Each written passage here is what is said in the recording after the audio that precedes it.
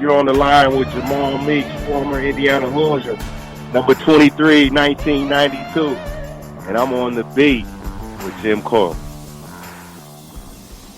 Today's guest is brought to you by Reynolds Family Dentistry of Sellersburg. You need $1 million smile for those championship photos, and that's exactly what you'll get with Reynolds Family Dentistry.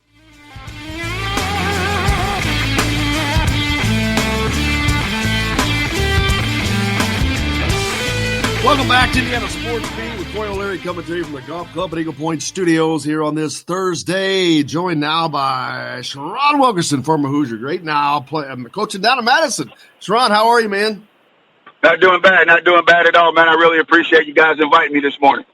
Man, we love having you on. Got Todd Leary with us here, former teammate. Looking forward to you guys talking a little bit. Todd was reminding us how you guys had used to carry their bags when you were freshmen and such.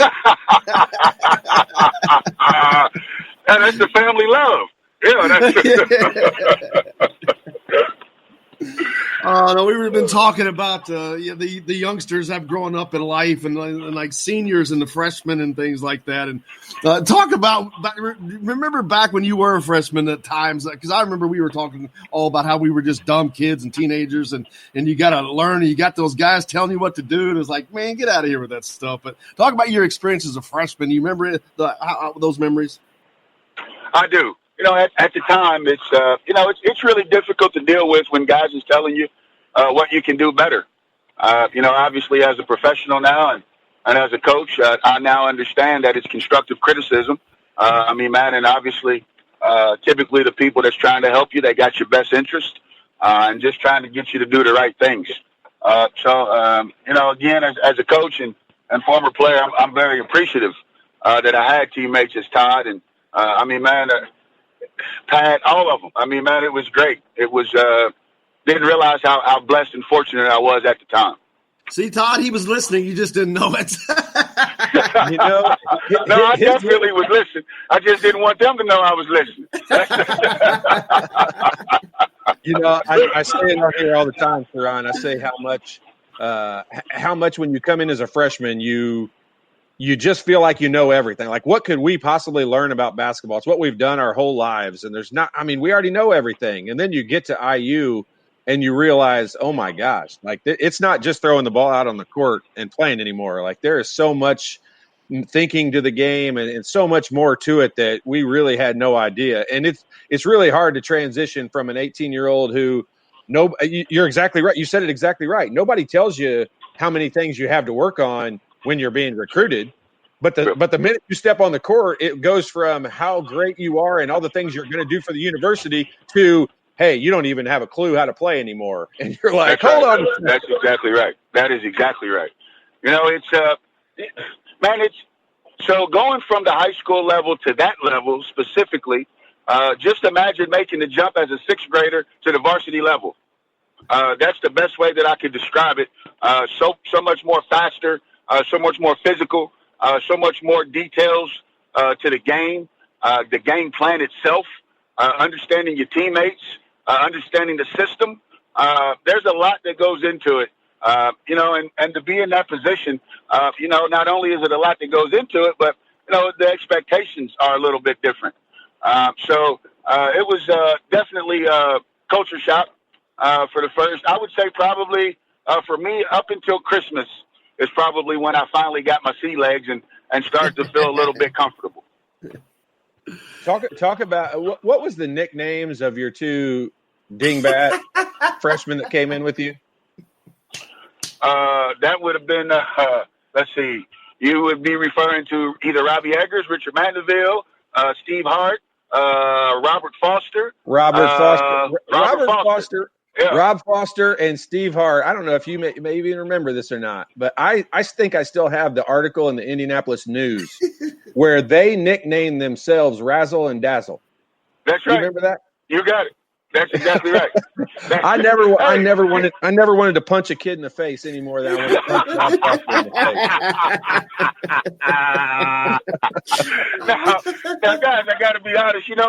We're Indiana high school basketball players. It's a little bit different, versus the razzle and the dazzle of California per se. I think, Robert Foster he was a really good player. Obviously, growing up in California, he was very attracted to Magic Johnson, if you will. So he kind of took a page out of those guys' playbook. But for the most part, other than the nickname, I thought he was a pretty good player. Oh, it was fun times. It's got to be fun to sit back and look back on those days, though. And do you keep up with any of the former teammates who you get to talk to still? So I still talk to Brad Evans, talk to Pat Graham. Obviously, Damon and I coach in the same conference, so I get to see him quite often. It's kind of funny because when we had the celebration there at the Bluebird in Bloomington, I seen Todd, and of course I hadn't seen him in so long. But he still looked the same. He didn't age any. I don't know what he's doing, but he's living good. So Sherron, I don't have any money. Sherron, I don't have any money. I can't pay you anything. Save that for Calvert or somebody. Oh, yeah, that was a great time and getting together with all those guys. But, so do you lean on any of those guys for your coaching now that you started out at Madison Shaw, a private school there in Madison, now at Madison High School, part of the Hoosier Hills Conference? He mentioned coaching against Damon, part of Bedford, and you got New Albany, Floyd Central. Of course, your old school, Jeffersonville, in that same conference. What's that like coaching against Jeffersonville? This past year was my first time experiencing coaching opposite of Jeffersonville, and of course, it's always mentally charged, emotionally charged, I should say. Anytime that you go back to your alma mater, I definitely wasn't expecting the level of emotion that came along with it. Definitely wasn't expecting the support that I had from the community at that time. It was surreal. Jeffersonville is where it's all started for me. Gave me a very good foundation to be successful. It's always very rewarding being able to go back to where you come from. Your story is well documented. We talked about it before. I'm just always amazed at what you've done and continue to do, and how you've really continued to forge forward in a very positive way and impacting kids' lives in a positive way. So again, I always want to congratulate you for doing that. It's an amazing thing to see. Man, I really appreciate that. This is what I figured, man. If you don't have any failures, man, it's hard to learn. Unfortunately for me, my failures was in a public forum, which obviously impacted me probably a little bit differently.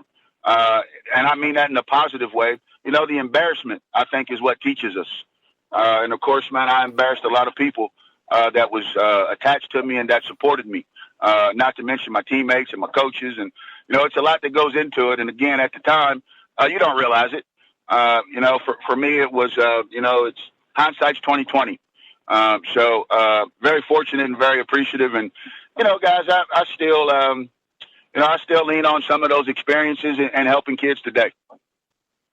Yeah, it's a harder climb out than it is down. So again, I'd love to always make sure that people know that that stuff's appreciated, because it matters when you make that kind of effort, especially when you involve the kids and all that. I mean, Todd's the same way.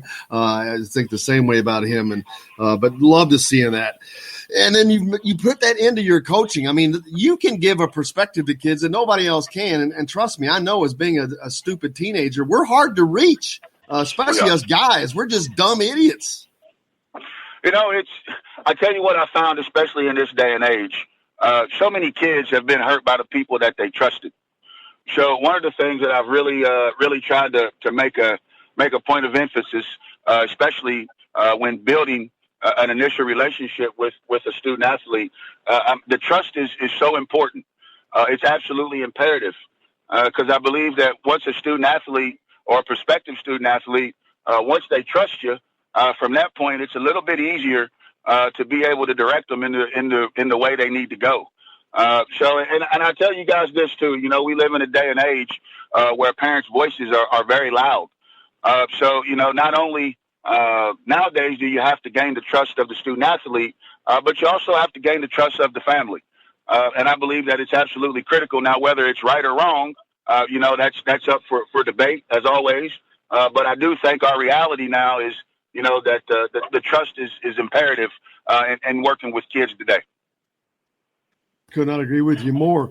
Thinking about back on looking at Indiana now, they're recruiting wise, they're getting a lot back towards got Indiana kids, a lot of Hoosier roots. It was kind of that way when you were playing a lot. It was kind of the change when you were leaving there, though. But especially when you first arrived, all those Indiana kids on that roster, and it's heading back in that direction. What do you think about how they're going as far as using those Indiana kids more so? That's as a former player, obviously, and I'm still a huge supporter.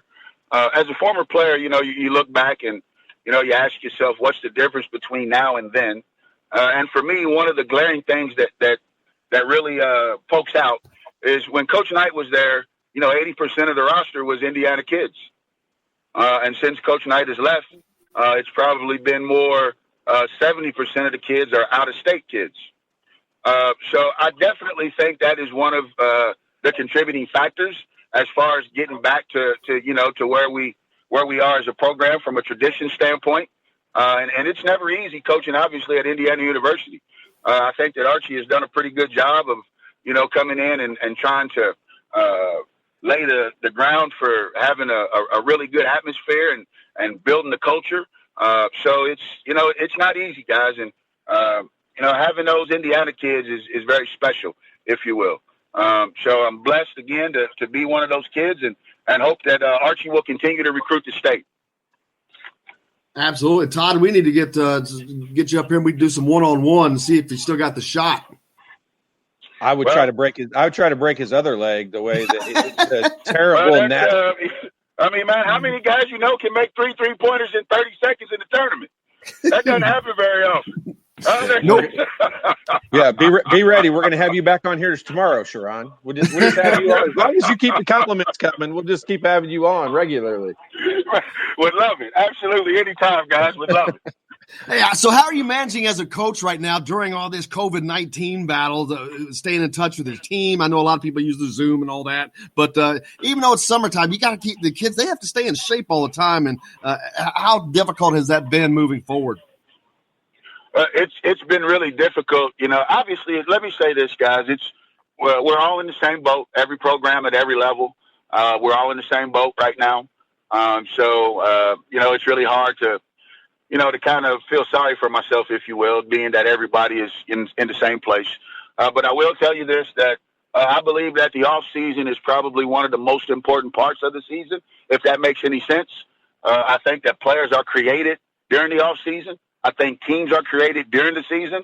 And for us, we lose one senior going into next year. So from a developmental standpoint, this offseason was very, very important to us. So right now we kind of feel like we're behind the 8 ball a little bit. This will be our last year in the Hoosier Hills Conference. So we definitely wanted to go out with a bang. So we've got a daunting task in front of us. But I can tell you this, that I still talk to our guys at least once a week. Either I'm texting them or they texting me, giving me updates. And as far as what we're able to do, the kids have been disciplined and very committed. So that makes me very happy. So hopefully we can catch a few breaks and be able to get in the gym in the month of June and get ourselves ready for the up and coming season. Did you say that Madison's leaving the Hoosier Hills Conference?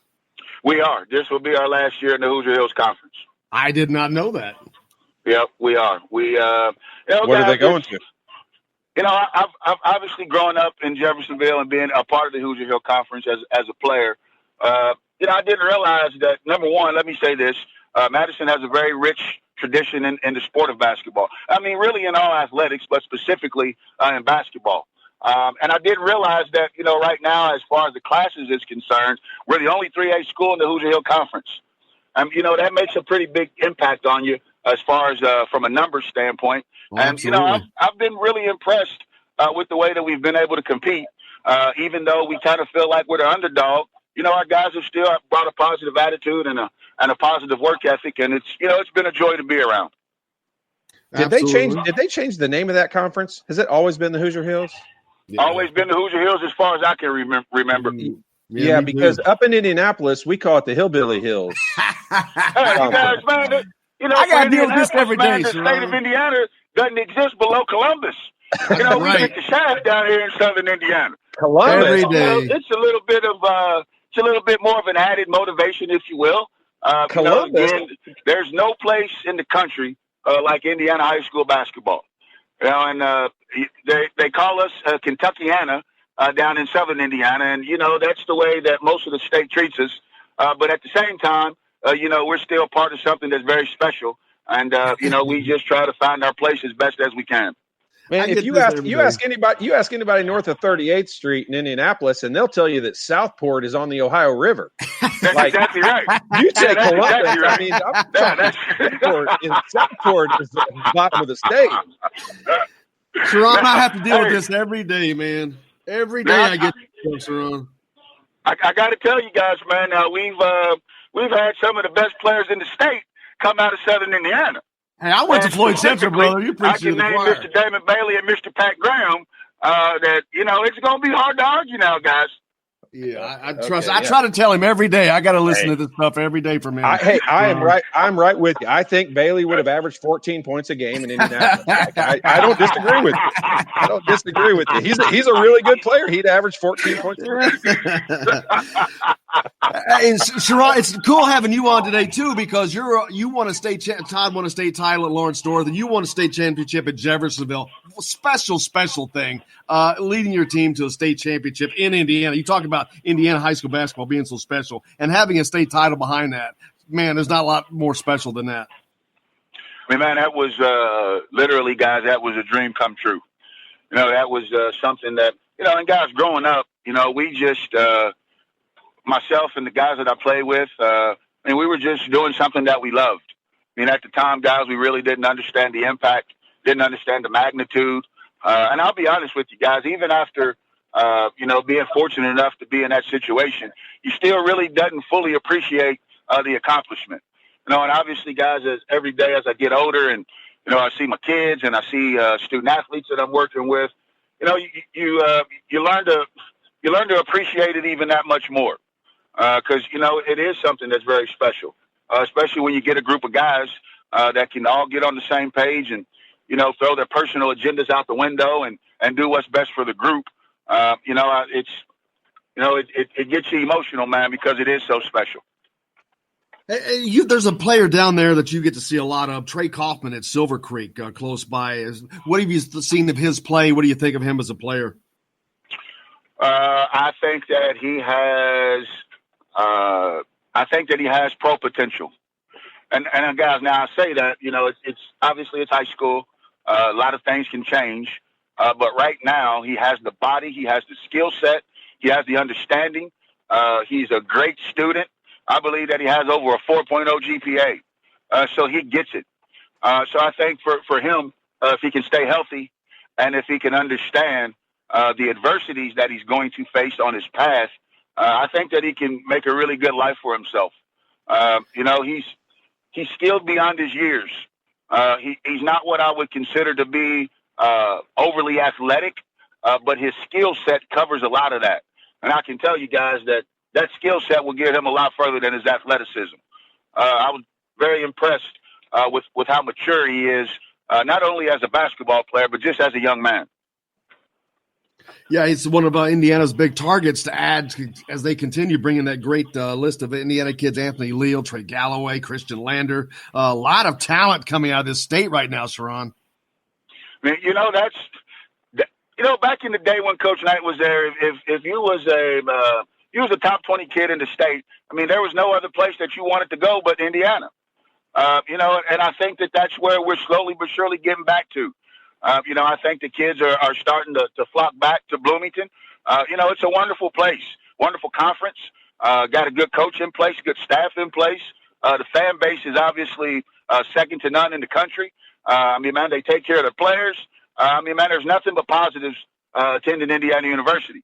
So hopefully we can continue to attract these Indiana kids. I think the state of Indiana puts itself above everybody else in the country because of the coaching that we have. You will be hard pressed to find any coach in the state of Indiana that doesn't understand the game the way that it's supposed to be played. So I think that it gives us an edge. And again, hopefully we can continue to attract those kids to Indiana. Absolutely. Sherron, man, I cannot thank you enough for joining us as always. You are just gracious with your time, and it's an absolute blast to have you on, and I can't wait to do it again. Yeah, man, I greatly appreciate you guys, man, really. So, man, you guys continue to do what you do, and please invite me anytime, guys. I'm ready. I love getting you and Todd together. You guys are a riot. Yeah, man, Todd, it was good talking to you, my friend, always. Yeah, good seeing you too, buddy. You hit the quota of the 5 compliments to me, so I appreciate it. We'll have you back on. Just kidding, obviously. I always love talking to you, Sherron. I mean, man, it's it's kind of funny, guys, because as a player at IU, I've always looked at Todd and Pat and Damon, Al. I looked at all those guys as older brothers. And I'm an old man, but I still look at those guys as my older brothers. So, man, and I'm very very appreciative of what they did for me. And obviously, Todd, if you guys ever need anything from me, man, please do not hesitate to ask. Appreciate it, buddy. Thank you. Sherron, thank you, brother. You're a golden one. We appreciate you immensely. I hope you have a great day and stay safe out there. Yes, sir. You guys stay healthy, man. It was good talking to you guys. This is Jim Coyle from Indiana Sports Beat with Coyle and Leary. Indiana Sports Beat is now a part of the Rivals Network. You can go to thehoosier.com to sign up. It's free. Catch the show there each day live or at your convenience. You can also like or follow us on Facebook, follow the show's rebroadcast anywhere you podcast. If we're not on a radio station where you live, we should be. Let your local station know they need to carry Indiana Sports Beat with Coyle and Leary, or simply go to thehoosier.com.